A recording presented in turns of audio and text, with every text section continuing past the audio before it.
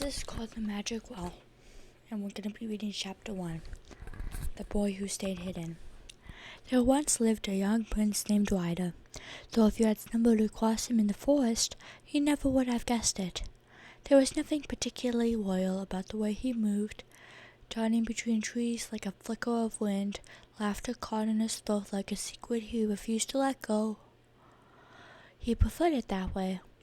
The forest didn't care about crowns or expectations. It didn't whisper about responsibility or legacy. It didn't look at him like he was something fragile that might shatter if touched wrong. Out there, beneath the shifting green light and soft hush of leaves, Ryder could just be a boy. And most days, he wasn't alone.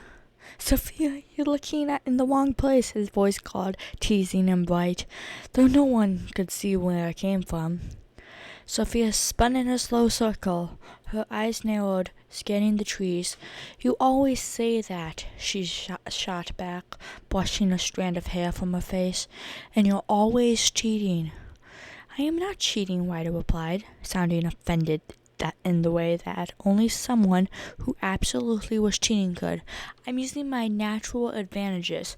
"Oh yeah, your natural advantages are literally disappearing." There was a pause, then a soft laugh, like something hidden just out of reach. A breeze stirred the leaves near a crooked oak tree, and suddenly Ryder reappeared, leaning casually against the trunk, as if he had been there the whole time. "You just need to get better at the game," he said with a grin.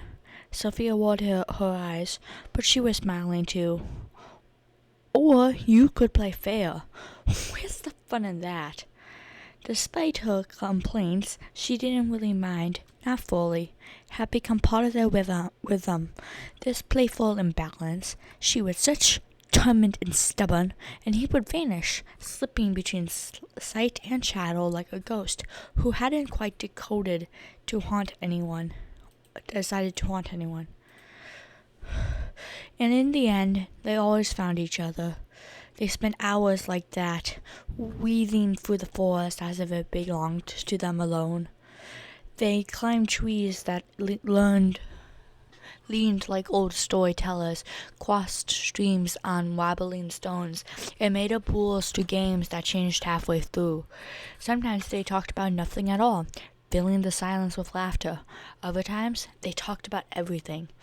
"Well, not everything," Sophia once said, flopping down onto the grass, staring up at the sky through the tangled branches above. "You still won't tell me what it's like in the castle." Ryder sat beside her, pulling at a loose thread on his sleeve.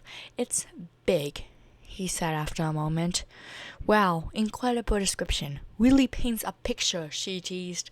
He huffed out a small laugh. "It's just a lot of rules, and people are watching you all the time. It's not really..." He trailed off, searching for the right word. Then shrugged. "It's not like here." Sophia turned her head to look at him. "That's why you're out here always, huh?" "Maybe," he said lightly. It wasn't a lie, just not the whole truth. Sophia knew some things about Ryder. She knew his parents were strict, that they didn't like him wasting time running through the forest. She knew he got scolded more often than he probably deserved. She knew he had a way of brushing things off like they didn't matter, even when they did. But there were things she didn't know, things Ryder made sure she didn't know, like the fact that he was never supposed to be king. That had been Julia's place. The thought came quietly, like it always did, slipping into his mind when he wasn't paying attention. It didn't crash or burn or demand to be noticed. It just existed, heavy, certain. Before Sophia had ever arrived in town, before the games of hide-and-seek and the easy laughter, there had been Julia. His older sister. She had been everything he wasn't, bold when he hesitated, bright when he dimmed himself, fearless in ways that made the world seemed smaller just by standing on it. Where Ryder slipped into shadows, Julia stepped into the light like she owned it. And she loved the forest just as much as he did, maybe more. They used to run together just like he did now with Sophia, only back then there had been no need to hide who he was, no careful choosing of words, no half-truths, just the two of them racing through the trees like nothing could ever touch them. Until one night something did. Ryder swallowed, his fingers tightening slightly around the thread before he let it go. "You okay?" Sophia's voice broke through his thoughts. "Yeah," he said quickly, a little too quickly, then softer. "Yeah, just thinking." "Dangerous," she joked, nudging his shoulder. He smiled, because that's what he was supposed to do, but his mind had already drifted back to that night. They had been playing just like always. The sky had been painted in deep blues and fading golds, the kind of evening that made everything feel calm and endless. They had laughed too loudly, stayed out too long, and then the call had come. Time to go home. Ryder had turned back without much thought. He always did. Rules were rules, even if he didn't like them. But Julia had lingered. "Go on," she had said, waving him off with an easy grin. "I'll be right behind you." "Promise?" he had asked. Promise. Nothing had seemed wrong. Nothing felt different. So he had gone, and she never came back. The memory didn't play out like a story of a clear ending. It fractured, splintered into pieces that never quite fit together the same way twice. There were shouts later, torches cutting through the dark, his parents' voices sharp and strained in ways he had never heard before. But no Julia. Just the space where she should have been.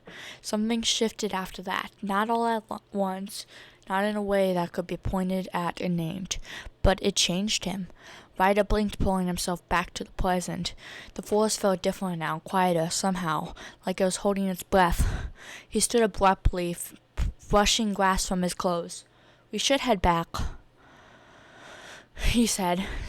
Sophia frowned slightly. "Already? We just got here. It's getting late." She glanced up at the sky, which was still bright enough to argue with him, but something in his tone must have convinced her. She pushed herself up with a small sigh. "Fine, but next time I'm picking the game, and you're not allowed to disappear." Ryder smirked faintly. "We'll see." They started walking back side by side, the path winding beneath their feet like it knew the way better than they did. Sophia chatted as they went, filling the space with easy words, but Ryder's attention had shifted. His eyes flickered to the trees, to the spaces between them, to the subtle movements most people would miss. He noticed everything: the snap of a twig too far off the path, the way the birds had gone quiet, the feeling, faint but unmistakable, that something was off. His steps slowed. "What?" Sophia asked, catching the change immediately. Ryder didn't answer right away. His gaze swept the forest, searching, calculating.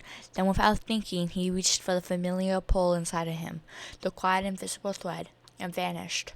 Sophia's eyes widened. "Ryder?" No answer.